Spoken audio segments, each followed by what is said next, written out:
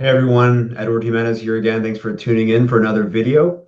In this video, I just wanted to briefly touch on one of the sections of your policy I haven't fully addressed yet. It's usually minor coverages that you have that not a lot of people are familiar with.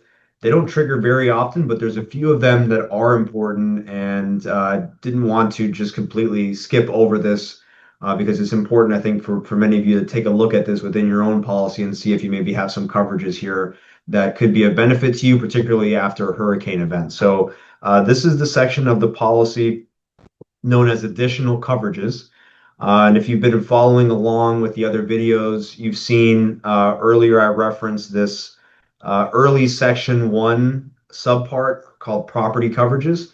And it's within this subpart that you can find your potential additional coverages, which think of this in the same concept as some of the things we talked about before, the overall dwelling coverage, the overall other structure coverage, the overall loss of use coverage, these kind of bigger concepts that aren't necessarily events that occur at your property, but it's other forms of coverage that you may have for certain things in your life that the insurance company has agreed to pay you for if you suffer some suffering results to one of those things. So again, within the property coverages within section one, if you kind of follow through or flip through your pages of your own policy, you should eventually run into an additional coverage section. Now, it may not necessarily be a G next to it. It depends on how your insurance company has structured your policy, but you're going to see most likely something like this in this main property coverage part of your section one.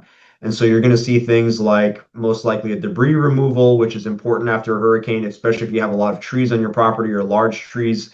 I've seen clients incur, I mean, even around $10,000 of tree removal, depending on the size and extent of trees, or you could even have debris. Let's say there's a flood, debris from someone else's property that has come onto your property, and you have to have that debris removed. That could be a coverage that you can take advantage of under your insurance policy that some people are not aware of. Damage to trees even can be compensated.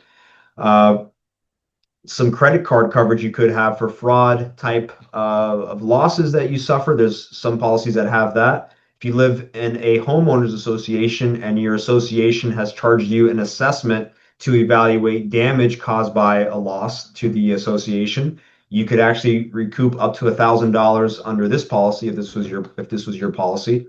And you may see other coverage. An important one that I see frequently as well is commonly referred to as fungi, wet or dry rot, yeast or bacteria, but basically this applies most prominently to mold. So if you have a water loss, hurricane loss, or anything involving water, and you're starting to experience mold in your property, you most likely have coverage, and 10,000 being the most frequent extent of it, for things like mold testing, mold mitigation, mold removal, or even build back for mold. So again, there are some important and extensive coverages hidden in this section of your policy. Definitely not something to overlook, and it's pretty easy to just kind of flip through these pages. As you can see, they're enumerated pretty clearly here in bold. So you can take a look at what additional coverages you may have, and this is important to save in the event you have a loss. And you can, again, flip through these and see if any of those things may apply. If you do suffer a loss, if you have a claim and you don't really know how to approach it or what coverages you may be able to take advantage of, as always, I'm here to help you with that. You can email me, call me, even text me for those of you that have my phone number, my former clients. I'm always happy to help you look at an insurance policy even before you file a claim, so that you can properly present these things to your insurance company. So thanks for tuning in. This is more of a simple video just as for a basic concept, and we'll talk some more about finishing up with interpreting your policy in the following videos.